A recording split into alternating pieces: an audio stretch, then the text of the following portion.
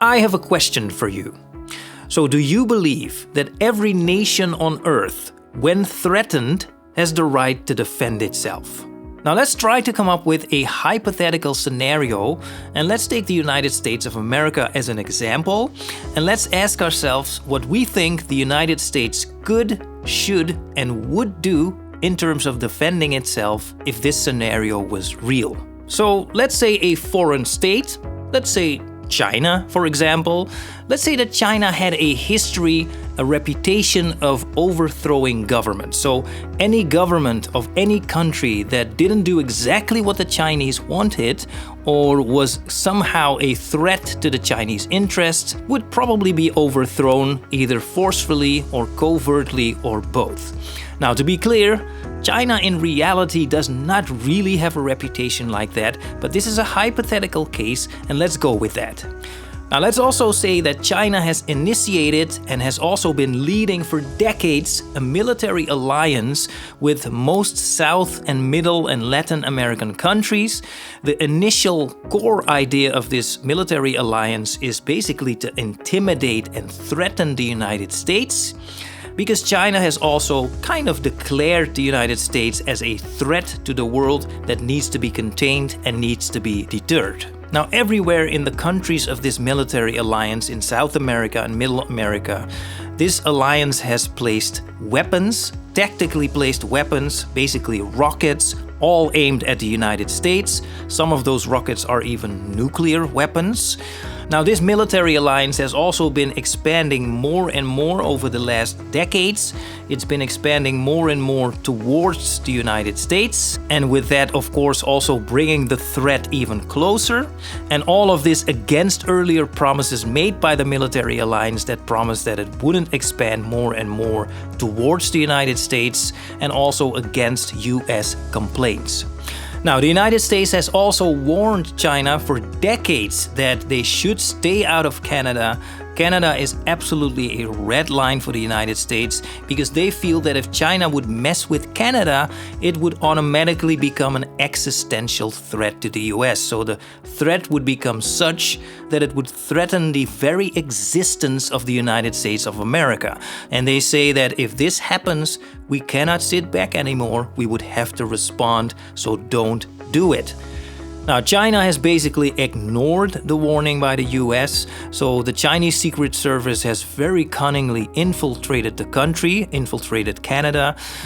China and other allied countries have invested millions and millions in media outlets. They've been spreading a tsunami of pro-China and anti-US propaganda, and they're basically trying to brainwash the people of Canada. Now, the Prime Minister of Canada, of course, realizes and respects the very long-standing, very close relationship his country has with the United States of America, and he doesn't want to frustrate that, but he also doesn't want to upset the Chinese. So the Prime Minister says, we, Canada, are going to stay neutral. Now, that, of course, is not good enough for the Chinese, so the Chinese start colluding with any group in Canada that is willing to support Chinese interests, and it doesn't matter who they are, even if they are, let's say, neo-Nazis, for example. Now, the Chinese start orchestrating a coup.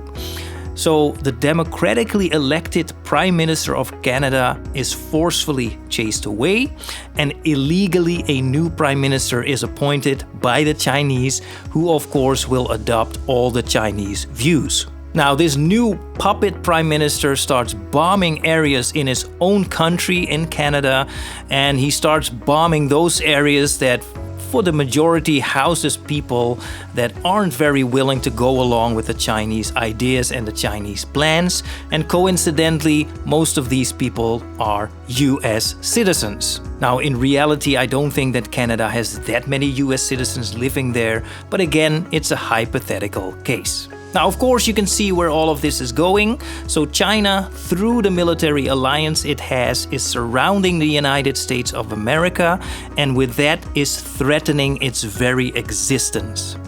Now, taking all of this into account, so the ever-expanding military alliance that has as its core principle the threatening of the United States of America, verbally, economically, as well as militarily, China is starting to take over Canada, even though the US warned China for decades that that would pose an existential threat to the US. High-placed Chinese politicians openly advocating for the overthrow of the US government and the splitting up of the country. Now, taking all of that into account, ask yourself this question. Does the United States of America have the right to defend itself? And if yes, then what would that defense look like? I mean, would it be reasonable, or at least understandable, for the United States to launch a military operation into Canada in order to defend the security of the United States? And also ask yourself this. In this scenario, what do you think the United States would do? Do you think they would sit back and say, you know what, Canada is a sovereign country, as are all those South and Middle American countries, so you're free to do whatever you want, just place your rockets wherever you want, just aim them at us, you're free to do so, go ahead. Do you think the United States would do that? Well, I don't know much, but I do know this. The moment that China would set one foot, one toe, in any South American or Middle American country, let alone Canada, talking about a military alliance, the US would be all over that country, and that country would run the very high risk of somehow being completely destroyed by the United States of America. Alright, now let's very briefly do another hypothesis. Actually, this new hypothesis is exactly the same as the first one, with only a few differences. So what in the first hypothesis was China, in the new hypothesis is the United States of America. What in the first hypothesis was the United States of America, in the new hypothesis is Russia. The military alliance that China has with those South American countries in the new scenario has a name.